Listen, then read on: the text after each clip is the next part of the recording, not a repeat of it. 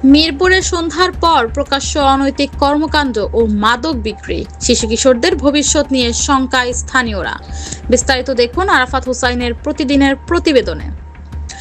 রাজধানীর মিরপুর এলাকায় সন্ধ্যা নামার পর থেকেই প্রকাশ্যে অনৈতিক কর্মকাণ্ডে জড়িতদের তৎপরতা চোখে পড়ার মতো বেড়ে যাচ্ছে বলে অভিযোগ উঠেছে। রাত গভীর হওয়ার সঙ্গে সঙ্গে এই চলাচল আরও দৃশ্যমান হয়ে ওঠে, যা স্থানীয় বাসিন্দাদের মধ্যে নিরাপত্তাহীনতা ও সামাজিক উদ্বেগ বাড়াচ্ছে। স্থানীয়রা জানান, মিরপুর 10 নম্বর থেকে মিরপুর 1 হয়ে টেকনিক্যাল মোড় পর্যন্ত একাধিক গুরুত্বপূর্ণ পয়েন্টে সন্ধ্যার পর অনৈতিক কর্মকাণ্ডে জড়িত নারীদের অবাধ চলাচল লক্ষ্য করা যায়। বিশেষ করে শাহ আলীর মাজার সংলগ্ন এলাকা এই কর্মকাণ্ডের অন্যতম কেন্দ্র হিসেবে পরিচিত হয়ে উঠেছে বলে অভিযোগ রয়েছে। সূত্র জানায়, খদ্দেরের সন্ধান পেলে তাদের নির্দিষ্ট স্থানে নিয়ে যাওয়া হয়। কোনো ঘটনায় যৌন সেবার প্রলোভন দেখিয়ে ছিনতাই সহ বিভিন্ন অপরাধ সংঘটিত হওয়া অভিযোগও পাওয়া গেছে।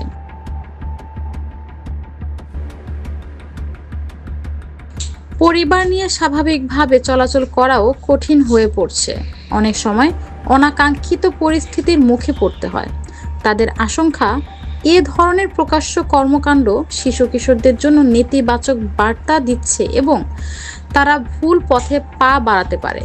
এ বিষয়ে জানতে চাইলে মিরপুর থানার একজন দায়িত্বপ্রাপ্ত কর্মকর্তা বলেন, বিষয়টি আইন শৃঙ্খলার বাহিনীর নজরে রয়েছে।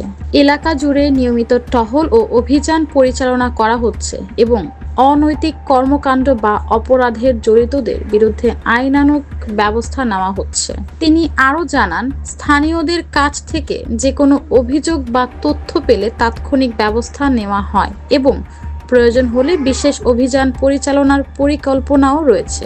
স্থানীয় একাধিক সূত্র জানায়, শাহ আলীর মাজার কেন্দ্রিক এলাকায় অনৈতিক কর্মকাণ্ডের পাশাপাশি মাদক সংশ্লিষ্ট অপরাধও মাঝে মধ্যে ঘটে। বিশেষজ্ঞদের মতে, এ ধরনের কর্মকাণ্ড সামাজিক অবক্ষয়ের পাশাপাশি জনস্বাস্থ্যের জন্য ঝুঁকিপূর্ণ। অনিরাপদ যৌনাচারের ফলে এইডস সহ বিভিন্ন সংক্রামক রোগ ছড়িয়ে পড়ার আশঙ্কা রয়েছে বলে তারা সতর্ক করেছেন। সংশ্লিষ্টদের মতে, সুস্থ ও নিরাপদ সমাজ গড়ে তুলতে আইনের কার্যকর প্রয়োগের পাশাপাশি সামাজিক সচেতনতা ও নৈতিকতার চর্চা জরুরি।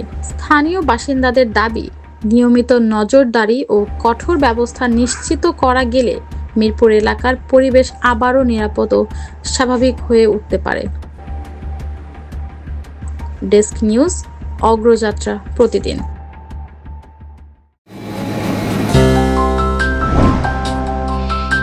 অগ্রযাত্রা প্রতিদিন, নির্ভীক প্রত্যয়ে উজ্জীবিত।